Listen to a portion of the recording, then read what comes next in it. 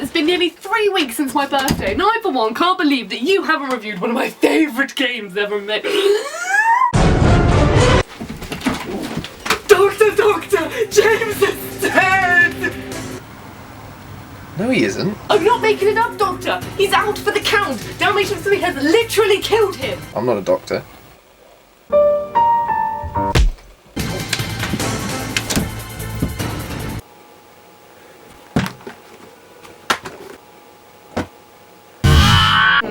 Still not waking up. Oh well, guess I can now play the PS1 without him kicking me out.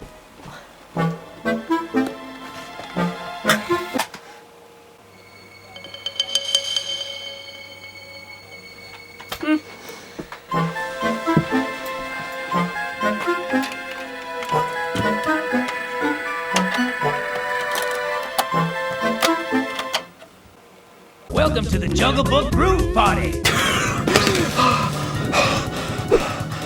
James! This isn't what it looks like, I swear! Is that the Jungle Book Groove Party?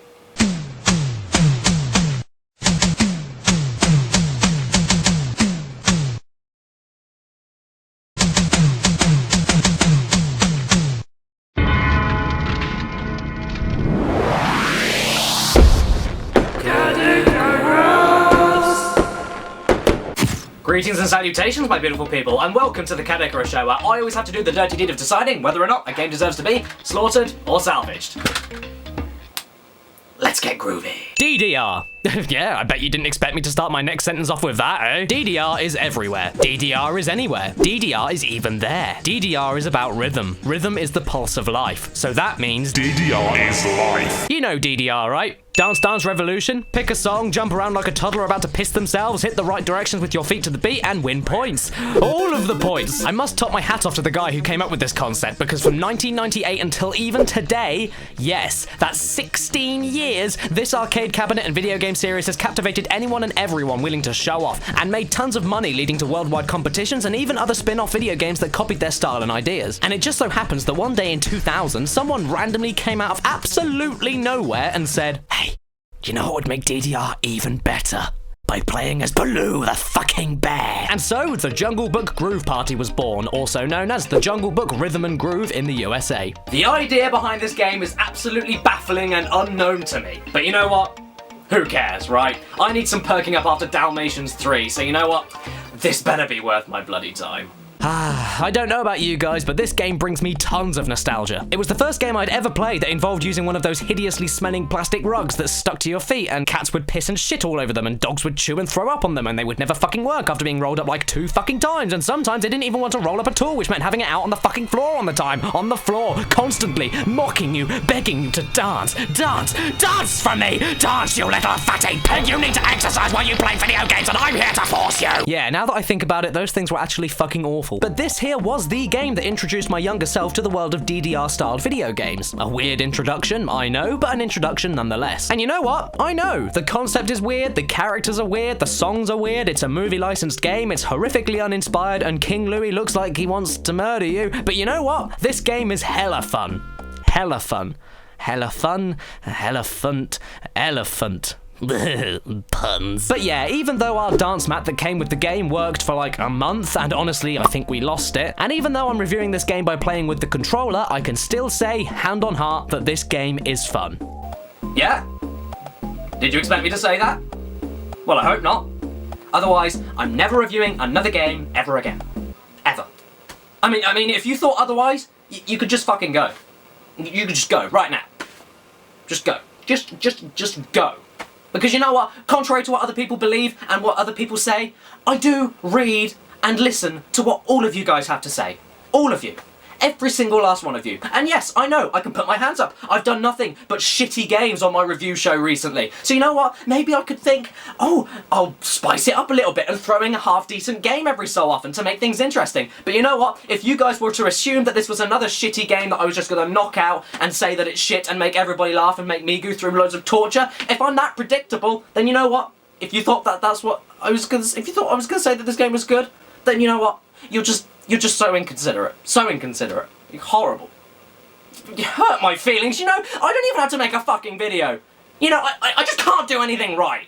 I can't. It's like, first it's like, ooh, you need to do more good games, and then it's, oh, you need to do more of the review show, and then it's, oh, when are you gonna do Spyro? And it's like, I don't even understand that. So the Jungle Book Groove Party is one of those games that actually exceeds the audience's expectations, partly because the audience's expectations are lower than the alcohol percentage in non-alcoholic beer. You expect it to be a terrible and broken mess of a movie tie-in DDR spin-off, but instead it actually does exactly what you'd like it to, and it does it decently. Like, surprisingly decently. I know Disney have a knack to make some really good games every so often, but as far as movie licensed games go altogether, at least this is one that actually functions, and it functions like butter. In order to progress the game and unlock all the characters and songs for super happy fun times, we need to play through the story mode. The story consists of 9 songs, which is kinda, sorta, extremely lame. And it also doesn't matter what difficulty you play the story in, you'll unlock every character and song either way by going through any difficulty from easy mode to expert mode. Now, unfortunately, you'd think that being lazy and beating the entire game in easy mode to then unlock everything and then play to whatever your heart desires on any difficulty, where you might think that would be a very quick, simple, and very easy process. Well, simple and easy, yes, but quick, well... Join the ranks and walk in line. Join the ranks and march in time. There is no game you can win if you don't have discipline. Basically, don't fucking do it. And that's because this, if you couldn't figure out, is a kid's game. So unless you crank up that difficulty to expert, you ain't gonna be having any fun at all. And you'd want to beat the story mode in expert anyway, because then you unlock the coveted crazy mode. This is where shit gets real. Dance mat or controller, crazy mode is what I always used to play as a kid, and even today. Oh, Jesus Christ, did I actually just say out loud that I still play this today? I mean, it isn't impossibly difficult, but it just gives you enough challenge, difficulty, and fun addicting beat pulsing freshness to keep you actually surprisingly engaged. And the way that the game itself is built around the player using the dance mat means that these 2 circles that you need to catch the descending arrows actually correspond to your left and right feet. So whenever you see a particular arrow land in the left circle, use your left foot. And whenever an arrow is in the right circle, use your right foot. And vice versa. But what's even better than that is that if you're cool, like myself, and use a controller to play, you can use both the arrow buttons and the symbol buttons in the exact same way, dedicating left circle beats to your left hand and right circle beats to your right hand. Simple yet fucking effective game design, people. And you may be thinking, oh, Caddy, you know, this is just a kid's DDR movie tie-in Disney game, you know, maybe there's not much else to it and you're just being far too nice with it. Well, you know what? Maybe in terms of the content department, yeah, the game fucking lacks a lot, but more about that later. Let's talk about the gameplay. As you're playing through this weedy amount of songs, you'll notice a few cool things thrown into the stages to keep everything interesting. Most notably, the power-up system. Now, how this works is that during random points in the song, a random power-up will appear at the top of the screen for about 10 seconds or so. These can be anything from firewalls, point doublers, bonus challenges to unlock Easter eggs, and even extra lives if you fail the song pretty miserably. But how do you access these powers, though? How do you access them? Well, my beautiful curious viewer, through the actually harder than it sounds process of inputting a specific button combination during a gap between 2 beat buttons in the song. And if that's done correctly, hit the next beat button on the right time and boom, power up. This becomes especially challenging when in crazy mode because of how quick the arrows can be moving in the later stages, and even more challenging in the 2 different boss battles, when you have to input and grab the power up before your opponent does, and if he does it before you and activates it on you, 3 strikes and you're out, my friend. But during the 2 boss battles, that's the only time in the game where you're actually under threat from your opponent when they can actually use their power-ups against you. Apart from that, however, the 3 strikes rule is the same in every single stage. You start to fumble, you go from green to amber. You can't get out of amber? Well, then you go to red. Can't get out of red? Then you lose.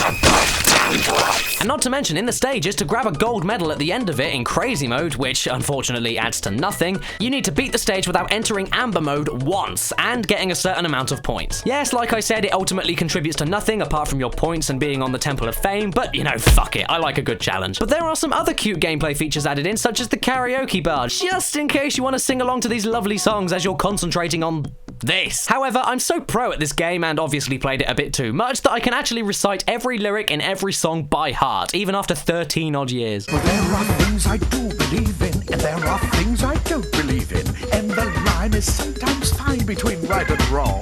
The only one I don't really get, though, is the preview for when you highlight random on the song selection.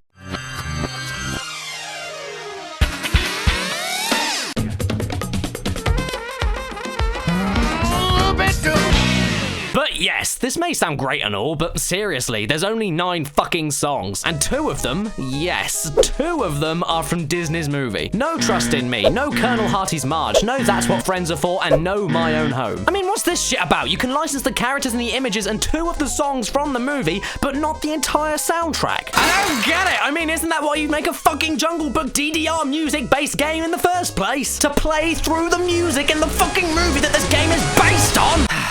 It absolutely makes no sense to me. Luckily enough though, the original songs they add in aren't actually too bad, and some are even kinda catchy, especially tracks like Shere Khan's stage. While you have a chance.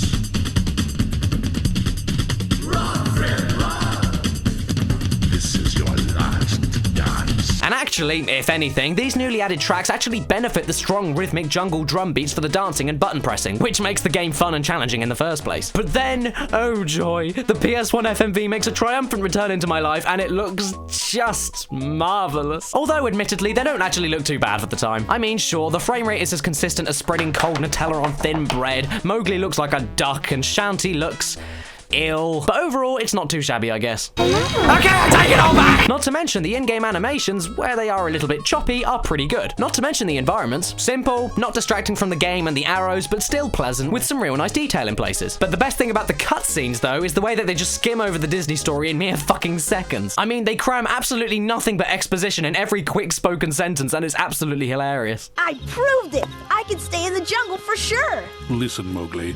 Shere Khan hates man, and he is not going to allow you to grow up to become one. Now let's climb this tree, man cub. It will be a safe place to spend the night. It's like they just want the game to be over as quick as possible, so they just read nothing but key lines. It cracks me up. Hi. My name is Mowgli. Hello. So apart from unlocking all the characters and levels, unlocking crazy mode, and witnessing the awkwardness of shitty facial animations, the story mode isn't too much to write home about. But then, look at me, complaining about the story in a DDR game. I don't even have to make a joke about that, it just makes me look like a right old wanker. However, if you ask me, talking about the power-ups again, not only do these add a nice little addition to the story mode, but they also come into play to make the best thing about this game. The multiplayer. God damn, this is fun. I mean, Dance Marathon mode can go fuck itself in the face, but this? Power-up confrontation mode? This shit is the bomb. In this mode, power-ups appear and vanish quicker than you can cough. And they now include offensive weapons against your opponents, such as completely blocking their field of view, scrambling as many arrows as possible, turning some of the arrows invisible, spinning the arrows in clockwise and anti-clockwise circles in time to the beat, or even outright throwing a whole set of arrows to an entirely different beat to the song that you're hearing. And if one person doesn't grab the power-up before the other one, you both have to endure the punishment. This does make for some intense DDR battles with a friend, and it's easily the best thing about this game overall, especially when playing on crazy after unlocking it through the story on expert mode. But I gotta say, picking your characters in versus mode is another fucking story altogether.